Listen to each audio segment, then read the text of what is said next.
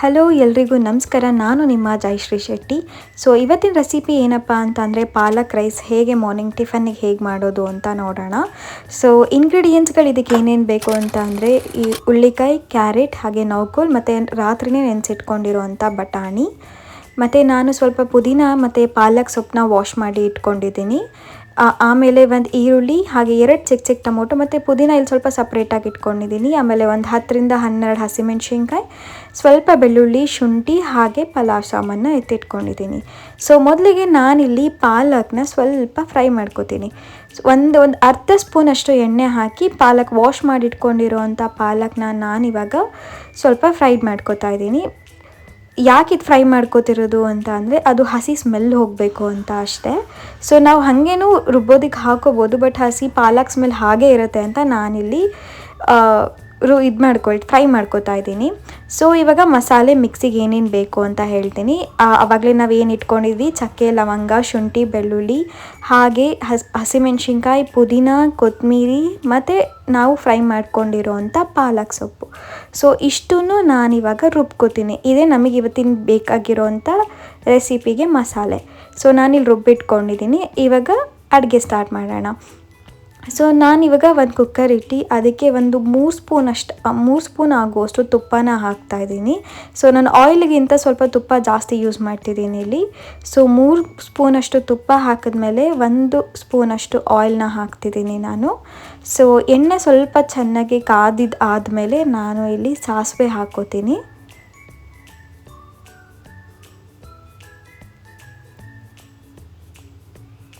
So ಸಾಸಿವೆ ಹಾಕ್ಕೊಂಡಿದ್ದಾದಮೇಲೆ ಸಾಸಿವೆ ಸ್ವಲ್ಪ ಸಿಡಿದ ಮೇಲೆ ನಾನು ಮಸಾಲೆ ಅಂದರೆ ಪಲಾವ್ ಎಲೆ, ಹಾಗೆ ಚಕ್ಕೆ, ಲವಂಗ, ಕಸ್ತೂರಿ ಮೆಥಿನ ಹಾಕೋತಾ ಇದ್ದೀನಿ.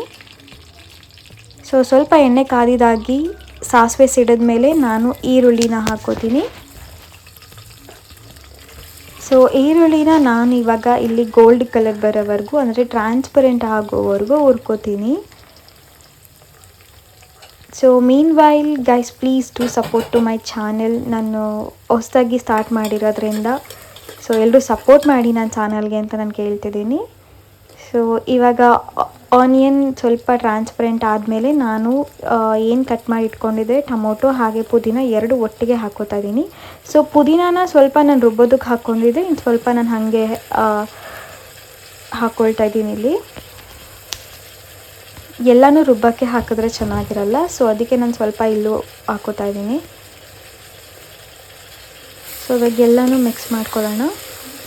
ಮಿಕ್ಸ್ ಮಾಡಿಕೊಂಡು ಸ್ವಲ್ಪ ಆ ಸ್ಮೆಲ್ ಹೋಗಿ ಘಮ ಬರೋವರೆಗೂ ನಾನು ಒಂಚೂರು ಫ್ರೈ ಮಾಡ್ಕೋತಾ ಇರ್ತೀನಿ ಅದನ್ನು.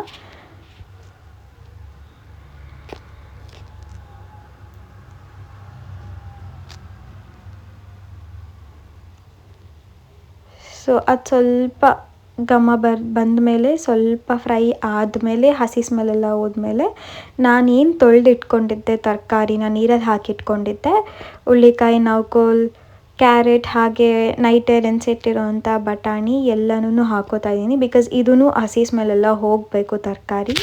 ಸೊ ಅದಕ್ಕಾಗಿ ನಾನಿವಾಗ ಎಲ್ಲ ತರಕಾರಿನೂ ಹಾಕ್ಕೊಂಡು ಮಿಕ್ಸ್ ಮಾಡ್ಕೋತೀನಿ.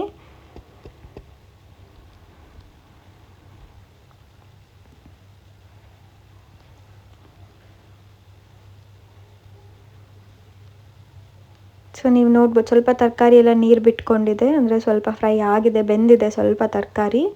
ಸೊ ಇವಾಗ ಇದಾದಮೇಲೆ ನಾನು ಸ್ವಲ್ಪ ಬೆಂದ ಮೇಲೆ ನಾನು ಏನು ರುಬ್ಬಿಟ್ಕೊಂಡಿದ್ದೆ ಮಸಾಲೆ, ಆ ಮಸಾಲೆನೇ ಹಾಕಿ ನಾನು ಇನ್ನೊಂದು ರೌಂಡ್ ಕಲಿಸ್ಕೊತೀನಿ.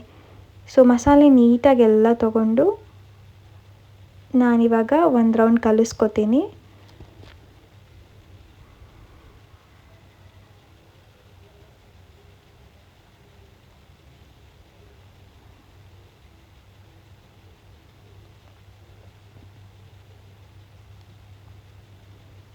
ಇದು ಕೂಡ ಹಸಿ ಸ್ಮೆಲ್ ಹೋಗಬೇಕು ಮಸಾಲೆದು. ಪಾಲಕ್ ಹಾಕಿರೋದ್ರಿಂದ ಸ್ವಲ್ಪ ಜಾಸ್ತಿ ಹೊತ್ತೆ ಬಿಡಿ ಪರವಾಗಿಲ್ಲ, ಸ್ವಲ್ಪ ಹಸಿ ಸ್ಮೆಲ್ಲೆಲ್ಲ ಹೋಗಬೇಕು.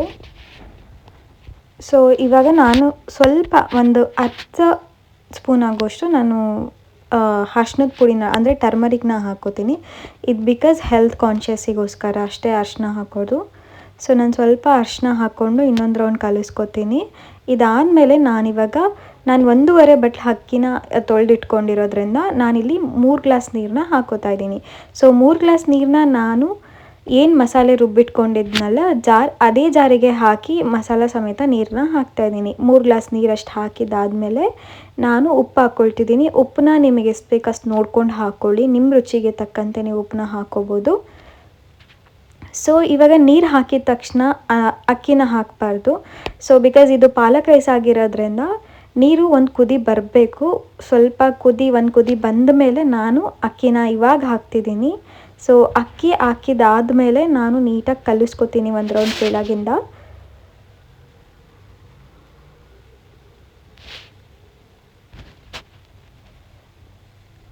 ಸೊ ನೋಡ್ಬೋದು ಇಲ್ಲಿ ನಾನು ನೀಟಾಗಿ ಒಂದು ರೌಂಡ್ ಕಲಿಸ್ಕೊತೀನಿ.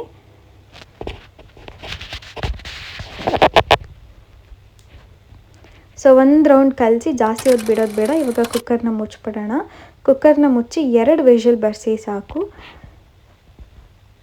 ಸೊ 2 ವಿಷಲ್ ಬರ್ಸಿದಾದಮೇಲೆ ಇವಾಗ ನೀವು ನೋಡ್ಬೋದು ಎಷ್ಟು ಚೆನ್ನಾಗಾಗಿದೆ ಪಾಲಕ್ ರೈಸ್ ಅಂತ. ಸೊ ತುಂಬ ಚೆನ್ನಾಗಿರುತ್ತೆ. ನೀವು ಟಿಫನ್ನಿಗೆ, ಆಫೀಸಿಗೆ, ಲಂಚ್ ಬಾಕ್ಸ್, ಟಿಫನ್ ಬಾಕ್ಸ್ ಏನು ಬೇಕಿದ್ದರೂ ಎಲ್ಲಿ ಯೂಸ್ ಮಾಡ್ಕೋಬೋದು ನೀವು. So guys, do support me ಇದೇ ಥರ ವೀಡಿಯೋಸ್ಗಾಗಿ. Thank you all.